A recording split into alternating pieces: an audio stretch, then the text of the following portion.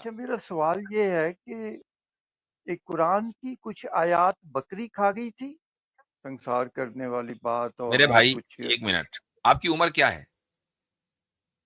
72। अब आप देखें 70 के बाद जो है ना, देखें किसी को कुछ पता नहीं होता कि कब निकले वो तो। और वैसे भी अकल काम करना जरा बंद कर देती है, यानी आईक्यू लेवल कम होना शुरू हो जाता है। अब आप इस 5 मिनट में 4 मिनट के अरसे में आपने कितने टॉपिक्स के ऊपर जंप मारी है, आपको कुछ अंदाजा है?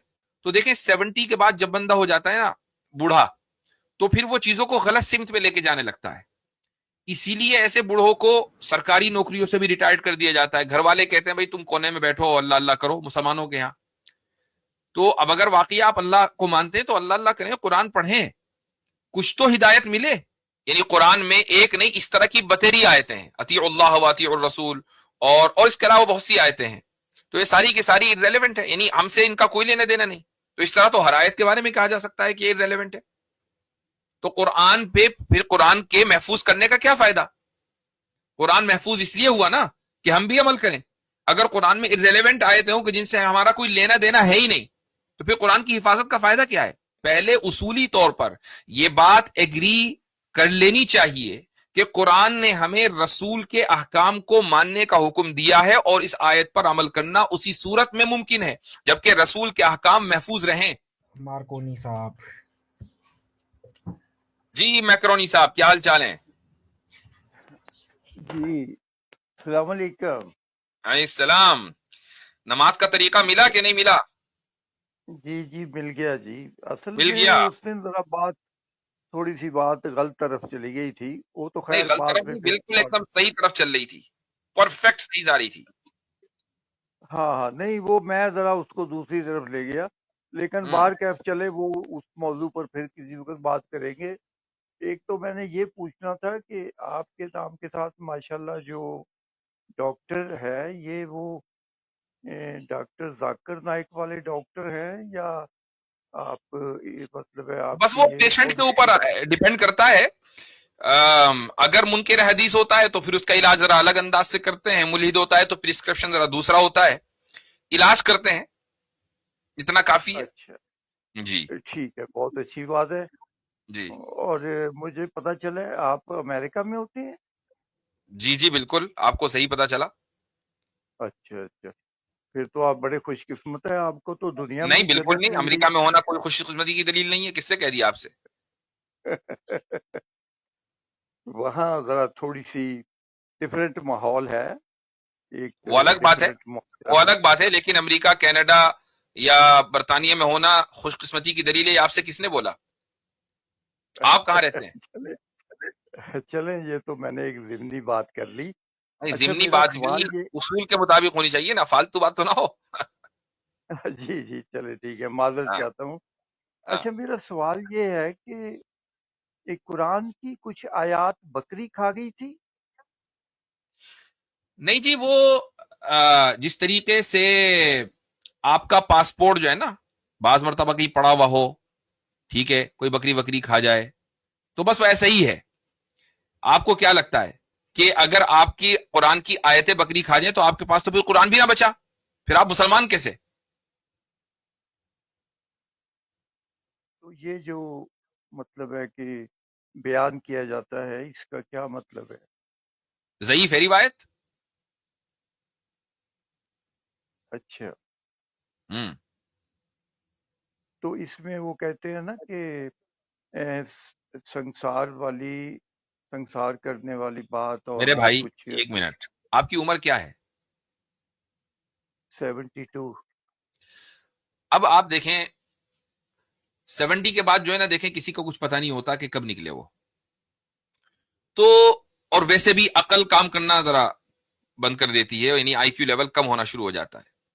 अब आप इस 5 मिनट में 4 मिनट के अरसे में आपने कितने टॉपिक्स के ऊपर जंप मारी है, आपको कुछ अंदाजा है? और जो असल टॉपिक है वो ये कि क्या हदीसें या रिवायात, क्या उनसे अहकाम साबित हो सकते हैं या नहीं, वो तो रह गया पीछे, चूंकि उसमें आपके पास कोई जवाब नहीं है। पिछली मर्तबा आप आए اور اس گفتگو کا ریفرنس دیتے ہوئے آپ خود مجھ سے یہ کہہ رہے ہیں کہ وہ میں غلط سمت میں لے گیا تھا. تو دیکھیں 70 کے بعد جب بندہ ہو جاتا ہے نا بوڑھا, تو پھر وہ چیزوں کو غلط سمت میں لے کے جانے لگتا ہے. اسی لیے ایسے بوڑھوں کو سرکاری نوکریوں سے بھی ریٹائرڈ کر دیا جاتا ہے. گھر والے کہتے ہیں بھائی تم کونے میں بیٹھو اللہ اللہ کرو, مسلمانوں کے یہاں. تو اب اگر واقعی آپ اللہ کو مانتے ہیں تو اللہ اللہ کریں, قرآن پڑھیں, کچھ تو ہدایت ملے. اور اسٹریموں میں آ کر اس چیز کو ثابت کرنے سے کہ جی میں اتنا ریٹائرڈ ہو گیا کہ میرا آئی کیو لیول بالکل گھٹنے میں جا چکا, کیا فائدہ؟ یہ میں نصیحتاً کہہ رہا ہوں, اس سے آپ کا ٹائم ضائع ہوگا, زندگی بھی ضائع ہو رہی ہے اور ابھی تک ہوئی ہی ہے. حضرت اگر وہ ایتھیسٹ ہوں اور قرآنسٹ ہوں تو پھر وہ آئی کیو نہیں ہو جاتا بلکہ ہائی کیو ہو جاتا ہے. ہاں یہ بھی ہے بالکل. وہ تو بس پورے دن ممیز کو دیکھتے رہے بیٹھ کے, ان کا علاج بھی یہی ہونا ہے. لیکن آپ کم سے کم اگر اپنے آپ کو قرآنسٹ مانتے ہیں, اہل قرآن مانتے ہیں, تو قرآن تو پڑھیں, یا وہ بھی چھوڑ دیا؟ نہیں میں کافی پڑھتا ہوں, غور بھی کرتا کتنا ہوں. پڑھتے ہیں, کتنا پڑھتے ہیں روزانہ کی مقدار بتائیں. نہیں اتنا زیادہ نہیں پڑھتا میں, بالکل ایک رکوع سورۃ زیادہ الکوثر سے پڑھ زیادہ لیتا ہے. ترجمے کے ساتھ, ایک رکوع اور اس ترجمے کے ساتھ ساتھ پڑھتے ہیں کہ کہاں تک پہنچے ابھی تک؟ میں تو کئی دفعہ اس کو مطلب ہے کہ ایک سال میں تقریباً ہو جاتا ہے پورا, تو 1 2 3 دفعہ ریپیٹ کر چکا جب بھی ٹائم ملتا ہے. یہ نہیں کہ میں ریگولرلی کوئی ڈیلی پڑھتا ہوں, جب اچھا, بھی ذرا کھلا ٹائم ملتا ہے تو پھر میں اس کو نہیں ریگولرلی اسٹڈی آپ کرتا ہوں. اسٹریموں پہ تو نظر آتے ہیں اور قرآن پڑھتے نہیں ہیں, تو اسٹریموں پہ آنے کا ٹائم ہے اور قرآن پڑھنے کا ٹائم نہیں ہے. ریگولر قرآن پڑھیے, ٹھیک ہے. آپ اس جی آیت جی سے 10 مرتبہ, اگر اتنی مرتبہ آپ پڑھ چکے ہیں تو 10 مرتبہ گزرے ہوں گے کہ اطیعوا اللہ واطیعوا الرسول واولی الامر منکم. اس آیت کا کیا مطلب ہے؟ اللہ کا حکم مانے اور رسول کا حکم مانے. ٹھیک, چلو اللہ کا حکم مانے, رسول کا حکم مانے, اور آگے واولی الامر منکم, اس کا کیا مطلب ہے؟ اس کا بھی ذہن میں نہیں ہے. ذہن میں نہیں ہے, چلو کوئی بات نہیں. رسول کا حکم کیسے مانیں گے جب ماننا ہی صرف اللہ کا ہے, رسول کا تو حکم ہے ہی نہیں کوئی.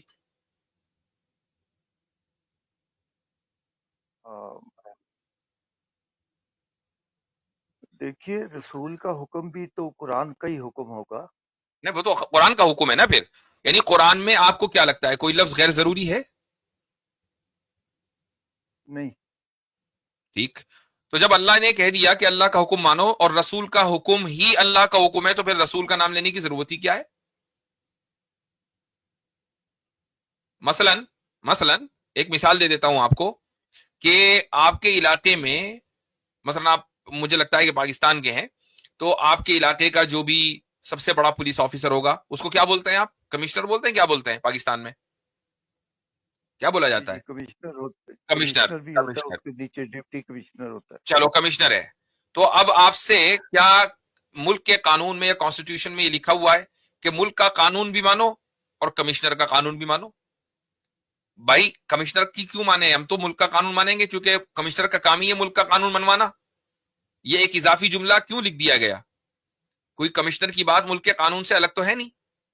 لیکن اگر کمشنر کو یہ حق دے دیا گیا ہو کہ آپ لا بنا سکتے ہیں, آپ کو لیجسلیٹو رائٹس ہیں, اور پھر دستور میں یہ لکھا جائے کہ ملک کے کانسٹیٹیوشن میں جو لکھا ہے وہ بھی مانو اور کمشنر جو لا بنائے وہ بھی مانو, اس کا مطلب یہ ہوا کہ کمشنر کو لیجسلیٹو رائٹس ہیں. ٹھیک, تو جی قرآن میں جب کوئی لفظ زیادہ نہیں ہے, یعنی اضافی نہیں ہے, ایڈیشنل نہیں ہے, فالتو کا کوئی لفظ نہیں ہے, اور قرآن میں لکھا ہے کہ اللہ کا حکم مانو اور رسول کا حکم مانو, اور رسول نے آپ کے مطابق کوئی حکم نہیں دیا, تو یا تو یہ مانو کہ یہ لفظ اضافی ہے, فالتو کا لفظ ہے, اور یہ پھر یہ مانو کہ رسول کو لیجسلیٹو رائٹس تھے اور ان کے بھی احکام تھے جو انہوں نے دیے. لیکن اس میں تھوڑا سا ایک چیز یہ سامنے آتی ہے کہ جو رسول صلی اللہ علیہ وسلم کے احکامات ہیں ان کا نیریٹو اتنا مضبوط نہیں ہے کہ 250-300 سال کے بعد ان کی اچھا احادیث ایک کو بات لکھا بتائیں کہ گیا. کیا اگر ہم اس کو کہہ لیں, اس کو مان لیں, اچھا چلو ابھی میں بتاتا ہوں, رسول نے حکم دیا یا نہیں یہ بات طے ہے, حدیثوں چلو سے وہ پتہ چلتا ہے. بعد میں نریشن میں کمزوری آ گئی، وہ الگ بات ہے. رسول نے کوئی حکم دیا یا نہیں دیا؟ یقیناً ان کی تو ساری زندگی احکامات سے ہی بھری پڑی ہے. ٹھیک ہے. اب میں اور آپ 2025 میں رہ رہے ہیں، اور اللہ نے ان احکامات کو محفوظ کرنے کا کوئی کام نہیں کیا، اور ہمیں قرآن میں حکم دے رہا ہے کہ رسول کا حکم مانو. تو بھائی کیسے مانے جب رسول کا حکم ہی محفوظ نہیں ہے؟ تو کیا قرآن پر یہ اعتراض نہیں ہوگا کہ یہ کیسا حکم ہے جس پر میں عمل نہیں کر سکتا؟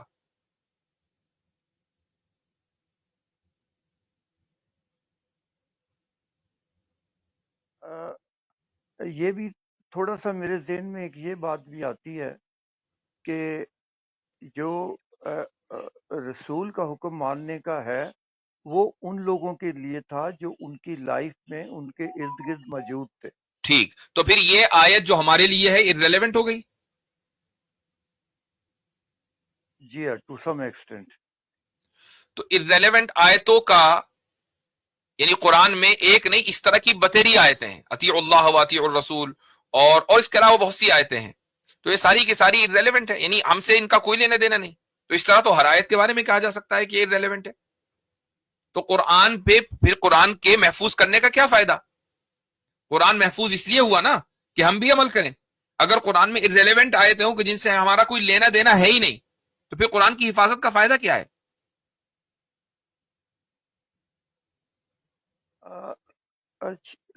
کچھ آیات ایسی ہیں جو کہ اس وقت کے لیے خاص اہمیت کی عامل تھی، اور اہمیت موجود ہیں ہونا قرآن میں. اور ریلیونٹ ہونے میں فرق ہے. قرآن کریم کی بہت سی آیتیں ایسی ہیں کہ ان پر اسی وقت عمل کیا، آج عمل نہیں ہو سکتا، لیکن ہمارے لیے قرآن نے اس کو اس لیے باقی رکھا تاکہ ہم ان سے عبرت حاصل کریں، نصیحت حاصل کریں، یا کم سے کم یہ کہ ایک ہسٹوریکل ایسپیکٹ ہمارے سامنے آ جائے. مثلا بدر کے موقع پر اللہ تعالیٰ نے 3000 اور پھر 5000 فرشتے بھیجے. اب کوئی یہ کہہ سکتا ہے کہ بھئی قرآن میں آیت موجود ہے، اس پر عمل کیسے کریں؟ اس پر ایگزیکٹلی عمل کرنے کے لیے دوبارہ غزوہ بدر کا ہونا ضروری ہے، پھر 3000 فرشتے آئے، 5000 فرشتے آئے. obviously یہ تو ہونے والا ہے نہیں. لیکن اس سے اتنا تو پتا چل گیا کہ اگر خلوص کے ساتھ کوئی بڑی سے بڑی جنگ بھی لڑی جائے اور خالص اللہ کے لیے لڑی جائے تو پھر اللہ کی مدد آتی ہے. وہ صرف بدر سے ریلیٹڈ نہیں ہے، بدر کے بعد بھی جتنے غزوات اور جنگیں ہوئی ہیں، اگر اس میں مسلمانوں نے خلوص کے ساتھ جنگیں کی ہیں تو اس میں بھی اللہ تعالیٰ کی مدد شامل حال رہی. کم سے کم اتنا تو فائدہ ہوا. اب یہ جو لفظ ہے کہ خدا کے احکام کو فالو کرو اور رسول کے احکام کو فالو کرو، اور رسول کے احکام محفوظ نہیں ہیں، اب مجھے بتائیں کہ اس کی حکمت کیا ہے؟ اس کا تعلق تو صرف صحابہ سے ہے، ہمارے سے ہے نہیں. یہ آیت بالکل irrelevant ہے. کیوں ہے پھر؟ دیکھیے اس میں ایک بات میں عرض کروں کہ بخاری بخاری کو چھوڑ دیجیے، ابھی قرآن پہ بات ہو رہی ہے. بخاری کو چھوڑ دیں، ابھی ہم بات کر رہے ہیں قرآن پہ. بخاری کو تو آپ مانتے نہیں نا، تو بخاری کو بیچ میں مت لائیں. ہم بات کر رہے ہیں قرآن پہ.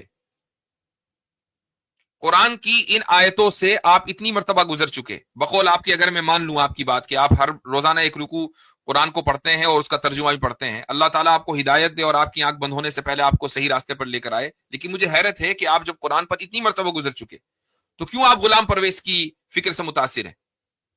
پرویزیت کو چھوڑیے. ٹھیک ہے آپ نے غلام پرویز کی مجلسوں کو دیکھا ہے، پرویز کے ہاں بیٹھے ہوں گے آپ، لیکن کم سے کم یہ تو سوچیں کہ جس قرآن کو آپ مان رہے ہیں اسی قرآن میں کیا لکھا ہوا ہے. نہیں، ایسی بھی بات نہیں ہے کہ میں آپ نے تو بالکل ایک سٹیکر لگا دیا، ایسی تو کوئی بات نہیں. صرف اچھا غلام پرویز، ایک منٹ، غلام پرویز کا نام سنا ہے؟ جی جی. آپ غلام پرویز کی فکر سے متاثر ہیں؟ چند باتیں ان کی اچھی ہیں، چند باتیں. ان میں سے یہ بات بھی ہے کہ حدیثیں ضائع ہو گئی تھی، روایتیں ضعیف تھی، 200 سال تک کے کیسے باقی رہیں، ان میں سے یہ بات بھی ہے نا. جی یہ بھی ہے. تو اصل تو یہی ہے، اصل تو یہی ہے. اسی وجہ سے آپ منکر حدیث بن گئے. نہیں دیکھیں، بخاری صاحب نے 6.5 لاکھ حدیثیں جمع کی. بھائی بخاری 5-6 ہزار مسلم کو چھوڑ کر قرآن پر بات کریں. قرآن میں جب لکھا ہوا ہے کہ رسول کی اطاعت کرو تو رسول کی اطاعت کیسے کرو؟ ممکن ہی نہیں ہے. تو اس کا مطلب یہ بات تو ماننی پڑے گی کہ کچھ حدیثیں ایسی ہوں گی کہ جو محفوظ رہ گئیں اور ان کو ماننا ضروری ہے. یہ تو ماننا پڑے گا نا, ورنہ پھر تو آیت ہی ریلیونٹ ہو گئی. قرآن میں ہونے کا مطلب یہ ہے کہ پھر وہ بالکل یوز لیس ہے. کچھ تو مانیں گے نا. لیکن حضور صلی اللہ علیہ وسلم نے فرمایا تھا کہ میں تمہارے درمیان قرآن اور اہل بیت چھوڑ کر جا رہا ہوں. اس میں اچھا ٹھیک ہے, ذکر تو نہیں کیا انہوں نے. چلو سب یہ حالانکہ حدیث کو مان نہیں رہے ہیں اور حدیث کو کوٹ کر رہے ہیں. ہاں ایک تو یہ بات, دوسری بات یہ ہے کہ اہل بیت کو چھوڑ کر جا رہا ہوں. کیا کرنا تھا اہل بیت کے ساتھ؟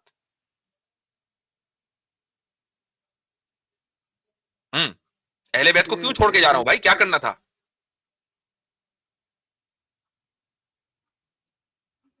جی ان کی عزت و احترام اور ان کی پیروی کرنے کا. ان کی پیروی, اہل بیت کی پیروی اور صاحب بیت کی پیروی نہیں. یہ کیا بات ہوئی بھائی؟ گھر جس کے رشتہ دار ہیں ان کی تو پیروی کرو, میں چھوڑ کے جا رہا ہوں, اور ان کی وہ ساری باتیں محفوظ رہ گئیں. اور جو گھر کا مالک ہے, جس کا گھر ہے, اس کی پیروی نہیں کرنی. نہیں, سب کی کرنی ہے, سب کی کرنی ہے. تو بتا کیسے کریں, ان کی تو کوئی بات محفوظ نہیں رہی. تو آپ بتائیں نا کہ بھئی اتھینٹسٹی کیا ہے احادیث کی. یہ ایک الگ ٹاپک ہے کہ احادیث کی آتھینٹسٹی کیا ہے, اس کو کیسے سمجھیں گے. پہلے اصولی طور پر یہ بات ایگری کر لینی چاہیے کہ قرآن نے ہمیں رسول کے احکام کو ماننے کا حکم دیا ہے, اور اس آیت پر عمل کرنا اسی صورت میں ممکن ہے جبکہ رسول کے احکام محفوظ رہیں. اب وہ کس طرح ہم مانیں گے اور جانیں گے کہ کون سے احکام محفوظ ہے کون سے نہیں, از اے ڈفرنٹ ٹاپک. بالکل ٹھیک ہے. تو کم سے کم آپ کی آنکھ بند ہونے سے پہلے, اور میں آپ کے لیے دوبارہ دعا گو ہوں کہ اللہ تعالیٰ آپ کی آنکھ بند ہونے سے پہلے آپ کو صحیح راستے پر لے کر آئے. کم سے کم اتنا اعتقاد ضرور ہونا چاہیے کہ قرآن کی کوئی بھی آیت ریلیونٹ نہیں ہے. ہر آیت کے اوپر کسی نہ کسی طریقے سے اس کا کوئی نہ کوئی مقصد وہاں موجود ہے, اس میں کوئی نہ کوئی حکمت ہے. رسول کے احکام پر عمل کرنا اسی وقت ممکن ہے جبکہ رسول کے احکام کو محفوظ مان لیا جائے.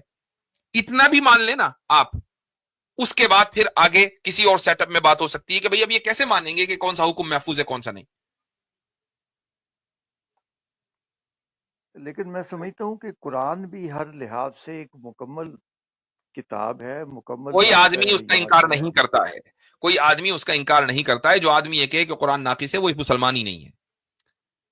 ٹھیک ہے, تو یہی اصل میں غلام پرویز نے آپ کو پٹی پڑھا رکھی ہے کہ بھائی حدیثوں کے چکر میں قرآن کا انکار کر دیا, بھائی حدیثوں کے چکر میں قرآن کو ناقص مان لیا. کون کہتا ہے؟ وہ آدمی مسلمان ہی نہیں ہے جو قرآن کو ناقص مانے. اس لیے آپ جو کہہ رہے ہیں نا میرے اوپر ٹیگ لگا دیا, ٹیگ نہیں لگایا, حقائق کا اظہار ہے. کیا آپ غلام پرویز کی فکر سے متاثر ہیں؟ خود آپ نے اعتراف کیا, تو ٹیگ کیسا؟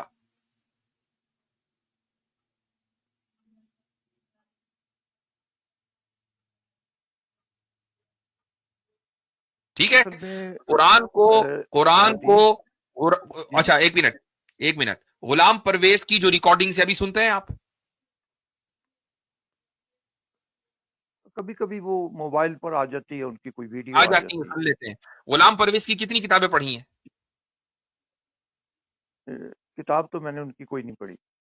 ٹھیک ہے, اب ریکارڈنگ بھی دیکھنا بند کر دیں, کیونکہ جیسے ہی آپ وہ ریکارڈنگ سنیں گے وہ آپ کے ذہن میں زہر ڈالے گا اور آپ متاثر ہو جائیں گے. یہ یاد رکھیں کہ آپ سے یہ سوال نہیں ہوگا کہ بخاری نے 6 لاکھ حدیثوں میں سے اتنے ہزار حدیثوں کا انتخاب کیا, وہ اصول بتاؤ بھائی جلدی جلدی, اور آپ وہاں کھڑے ہو جائیں کہ یار میں نے تو اصول پڑھا ہی نہیں, میں کیسے بتاؤں. یہ سوال ضرور ہوگا کہ رسول کے احکامات تم تک پہنچے تھے اور تم نے یہ کہہ دیا کہ یہ احکامات تو محفوظ نہیں, میں کسی کو نہیں مانتا. یہ سوال ہوگا. بخاری کی ہر حدیث کے بارے میں آپ سے سوال نہیں ہوگا چونکہ آپ محدث نہیں ہیں.